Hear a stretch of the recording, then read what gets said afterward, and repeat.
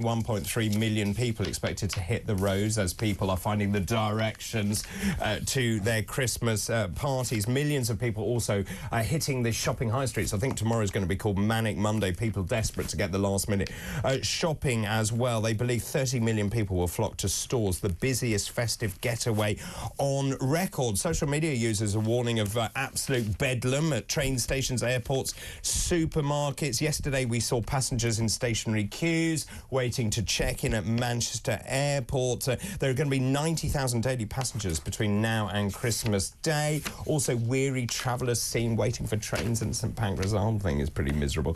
Joining us now, though, with all the latest news, Simon Calder, friend of this programme, travel correspondent at The Independent. Good morning, Simon.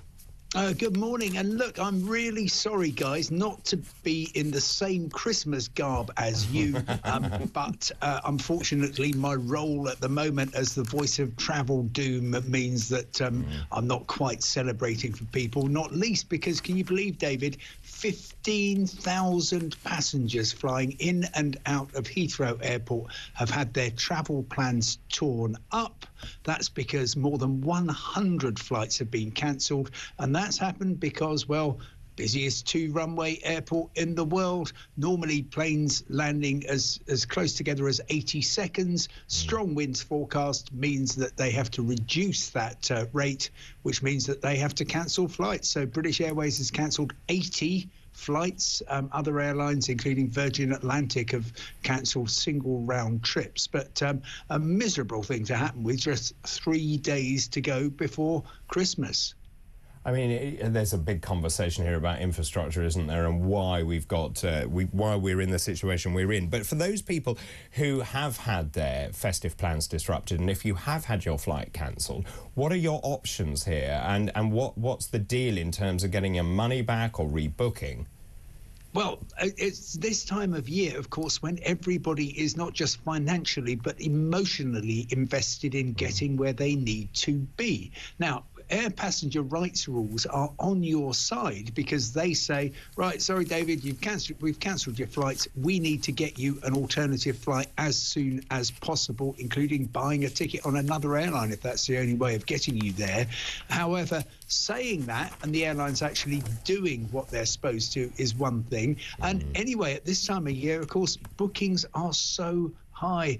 Planes are so full that it's really difficult finding extra space. On the Virgin Atlantic flight to Miami, I was talking to one passenger there who's just setting off on her journey, now going via New York JFK. It's going to take her 5 hours longer, much more stressful. But she said, you know, the alternative was to wait and see if I could get a flight on Monday, but that's getting a little bit close. So miserable stuff going on there. And I'm afraid rail travel once again disrupted, not necessarily because of engineering works, but staff shortage.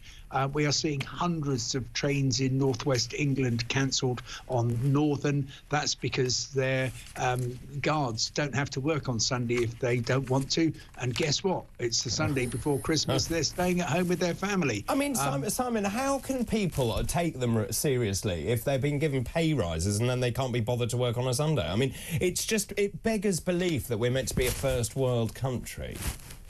Well, it's many governments have failed to deal with the ridiculous fact that you're working in a 24/7 industry like the railways, and a lot of people employed on the west side of the Pennines by Northern, not on the east side, can simply decide, and it's up to them. And their unions have got them fantastic pay deals without any strings attached. So why would they turn up and work? It's you know, if they want to spend time with their families, that's exactly what the rules allow. They should work at talkTV, let me tell you. Everyone should work at talkTV, but the thing is, we're not as good as you, David. Oh, Simon, stop, carry on. So let's just go back to rail. What else is going on? Because there are closures as well of some of the big mainline stations as well. Oh, okay, yeah. The main one is at the moment the Midland Main Line from Sheffield, Leicester, Derby, Nottingham down to London St Pancras International. That's closed, and as a result of that, we got rail replacement buses, which is nobody's idea of fun. On top of that, Services will on Christmas Eve start to wind down round about tea time. Last service is much earlier than normal on most lines. All the trains don't go anywhere on Christmas Day. Boxing Day, very few trains running, just a shuttle from London Victoria to Gatwick, another train up to Stansted Airport, and then a few around Merseyside. And then on Friday, I hope you're keeping up with this, all the lines mostly reopen, except that they don't. The busiest station in Britain, London Liverpool Street, closed completely until the 2nd of January. And Paddington Station, the second busiest in Britain, serving the west of England, South Wales, that's going to be closed through to the 30th of December. And there's some trains running in from Penzance, from Swansea, Cardiff and so on, and they will be going to London Euston instead. But for most other people, it will be a question of changing trains and maybe getting buses. And then we've got work on the around Crewe on the West Coast Main Line. That's happening towards the end of the year, and that will seamlessly merge into the first of 5 months of strikes by train managers working for Avanti West Coast. They begin on New Year's Eve and will continue until the 25th of May. Well, that all sounds very jolly. Let's move on. What about ferries? High winds, are they affected? Oh, yes. I've just been looking at what's happening in Western Scotland. Pretty much the whole of the Western Isles are off, off limits for... Oh, don't die, Simon. Off limits for the rest of the day. That's as a result of the high winds.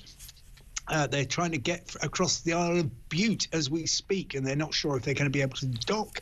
And then, crucially, on the Irish Sea, Stena Line tell me there's going to be disruption from Cairn Ryan in southwest Scotland across to Belfast. But more importantly, the link from Holyhead in northwest Wales to Dublin is not going to be running until the 15th of January. Bear in mind that is by far the most important link across the Irish Sea, and it's simply closed. As a result of that, we've seen airfares soaring. Yesterday I was looking at Ryanair, over £500 one way for some flights from London Gatwick to Dublin. So huge demand for people getting where they need to be. Lots of obstacles. Actually, if you're on the roads today, probably not going to be too bad. Watch out for the areas around big shopping areas. But if you're on the road now and you're going to finish by about 11s, you can feel really smug. If not, maybe wait till tea time before you set off. Tomorrow, Manic Monday, very busy. Christmas Eve, also busy for getaway journeys. Again, going early, going late is going to be the best way.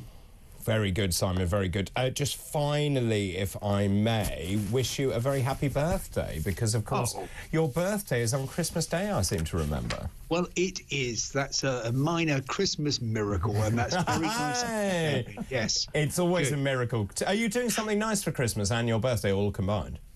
Well, look, it's been going on for quite a long time now, my birthday and Christmas combined. 21 years.